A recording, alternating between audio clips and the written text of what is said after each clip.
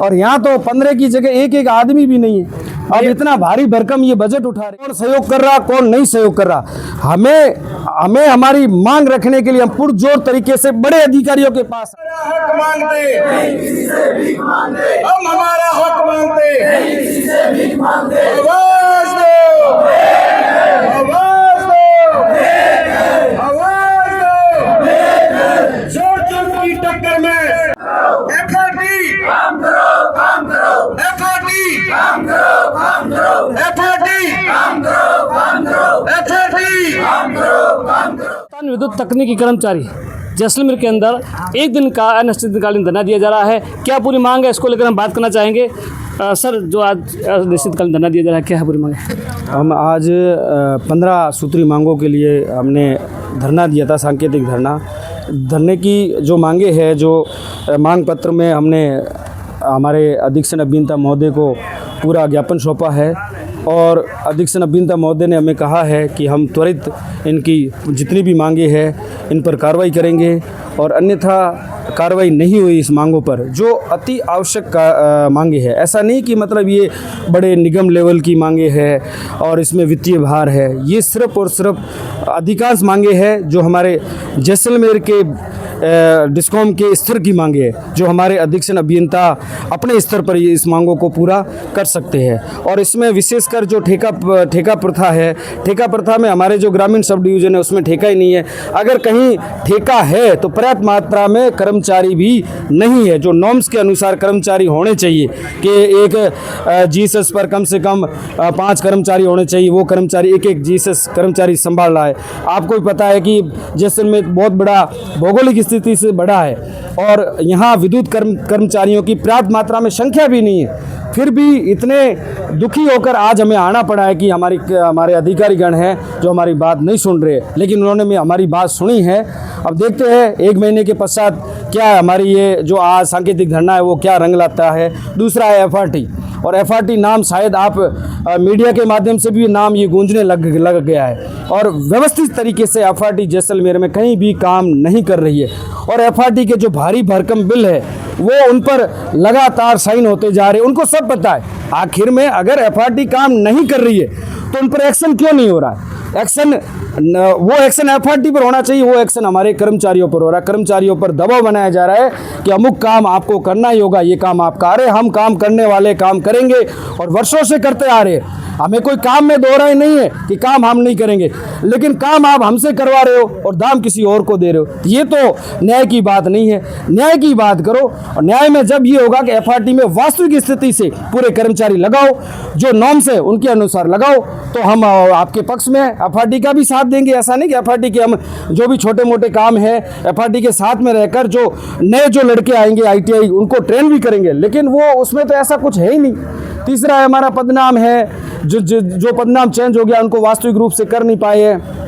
निजीकरण की मांग है, निजीकरण भी हम पूर्ण तरीके से निजीकरण अभी निगम ने रोका नहीं है।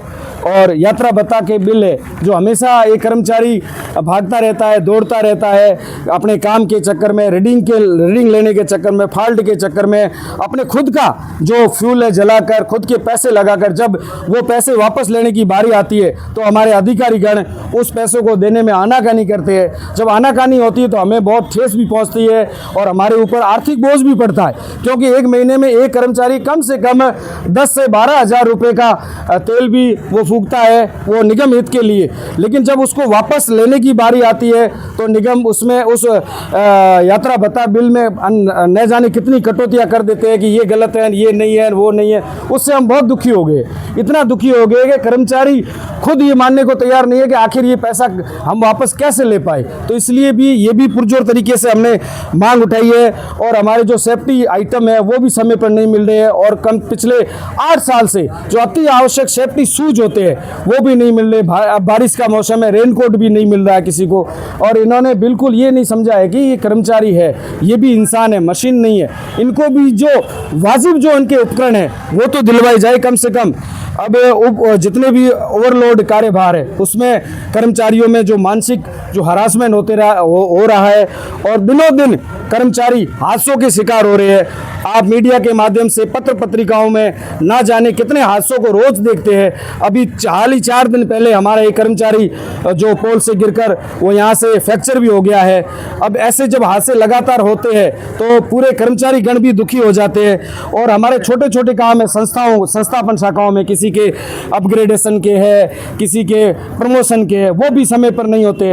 अब ये छोटे काम छोटे लेवल के वो भी काम पूरे नहीं होते और पूरे नहीं होने के कारण इन कर्मचारियों में पूरा रोष व्याप्त है। और एक हमारा विद्युत कर्मचारी भीम सिंह है जिसको जानलेवा हमला किया गया था, उसकी अभी भी गिरफ्तारी नहीं हुई है। पुलिस प्रशासन सो रहा है।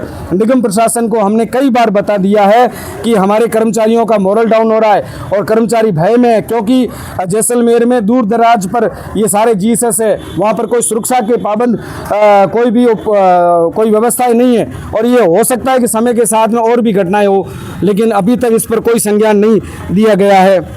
एक हमारा कर्मचारी है मलखान सिंह जो भ्रष्टाचार के खिलाफ उन्होंने अलग जगाई थी वहाँ जालोर में, उनको भी वो सस्पेंड कर दिया गया है। वो सस्पेंड गलत तरीके से किया गया है। हम उनके लिए भी लड़ते हैं क्योंकि हमारा राजस्थान का पूरा कर्मचारी, समस्त राजस्थान में जितने भी तकनीकी कर्मचारी है वो हमारे भाई है। अगर राजस्थान के किसी भी कोने पर किसी तकनीकी कर्मचारी को अगर ठेस पहुँचती है तो जैसलमेर में भी पहुँचेगी, जयपुर में भी पहुँचेगी, अजमेर में भी पहुँचेगी, जोधपुर में भी पहुँचेगी, सभी जगह पर पहुँचेगी। आपके माध्यम से मैं बता देना चाहता हूं कि उस मलखान सिंह के मामले में भी ज़्यादा से ज़्यादा आप कार्रवाई करें, क्योंकि उनको दोष मुक्त करें, क्योंकि उन्होंने सिर्फ भ्रष्ट ठेकेदारों के खिलाफ उन्होंने आवाज़ उठाई थी।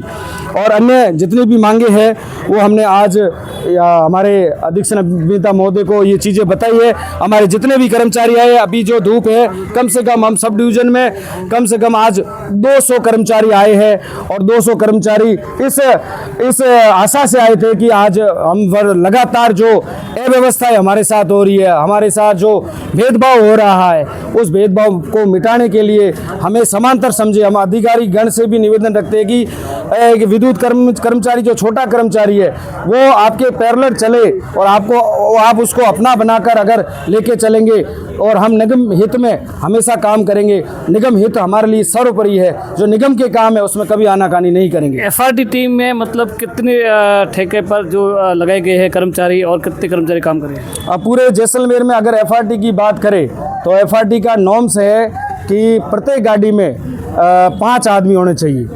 और गाड़ियाँ कितनी हैं? अब गाड़ियाँ व्यवस्थित रूप से अगर गाड़ियाँ होती तो ये कर्मचारी थोड़े आते हैं यहाँ पर। गाड़ियाँ कहाँ हैं? गाड़ियाँ हैं तो उसमें फ्यूल नहीं है, अगर फ्यूल है गाड़ी है तो उसमें आदमी नहीं है। बताओ, ठीक है ना? एक गाड़ी में 15 आदमी होने चाहिए और यहाँ तो 15 की जगह एक आदमी भी नहीं है। अब इतना भारी भरकम ये बजट उठा रहे हैं। बड़े अधिकारी है वो एफआरटी को सहयोग करिए, अपने कर्मचारी को सहयोग नहीं कर पा। देखो कौन सहयोग कर रहा कौन नहीं सहयोग कर रहा, हमें हमारी मांग रखने के लिए हम पुरजोर तरीके से बड़े अधिकारियों के पास आए, बड़े अधिकारियों के पास उनको ये चीज़ें हमने बताई है। लेकिन आज हमें बड़ा आपके माध्यम से बता देना चाहता हूँ कि हमारे अध्यक्ष अभिनेता महोदय ने हमें आश्वस्त किया है कि जो एफआरटी का काम है वो सिर्फ और सिर्फ एफआरटी ही करेंगे। आप बिल्कुल मत करना।